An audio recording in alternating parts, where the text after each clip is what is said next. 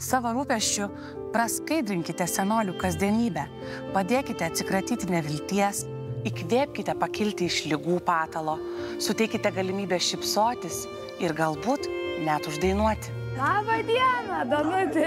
Kaip gyvenat? Labai gražiai, gerai. Sveiki, atvežėm sirvytės jums. Ačiū labai. Prašom. Jūs eikit po pirmą kelią, rodykit. Susipažinkite su Danutė iš Tauragės. Danutė 83.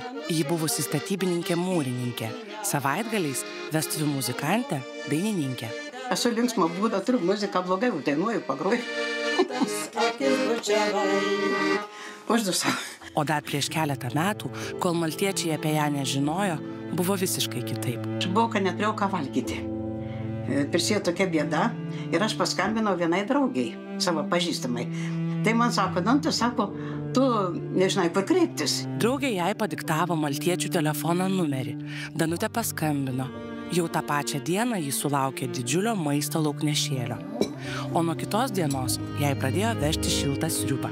Senolės pensija tik 280 eurų. Ji našlė. Gyvena visiškai viena.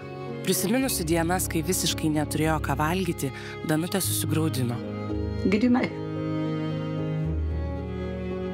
Baisiai.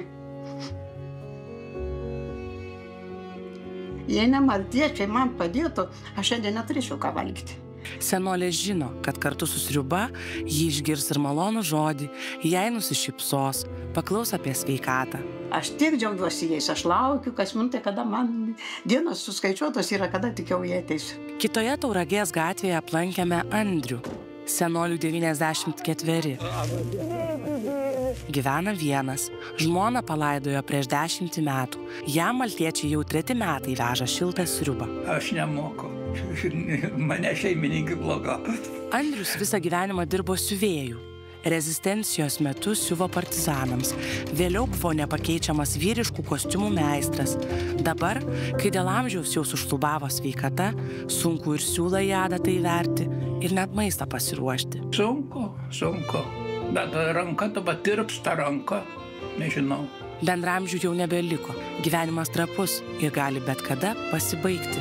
Su ta žinia jis kiekvieną sekmadienį susiduria bažnyčioje, kurią reguliariai lanko ir ten jau turi įprastinę savo vietą. Du buvo greta, toks Žilaitis Vetinorius iš Lauksargių, tas mirė, Juozas iš mikrorajono atvažiuodavo su vežimuku, tas mirė, vien sėdžiu. Parodykime savo gerumą, telpantį dubenėlyje šiltos sriubos. Skambinkite jau dabar.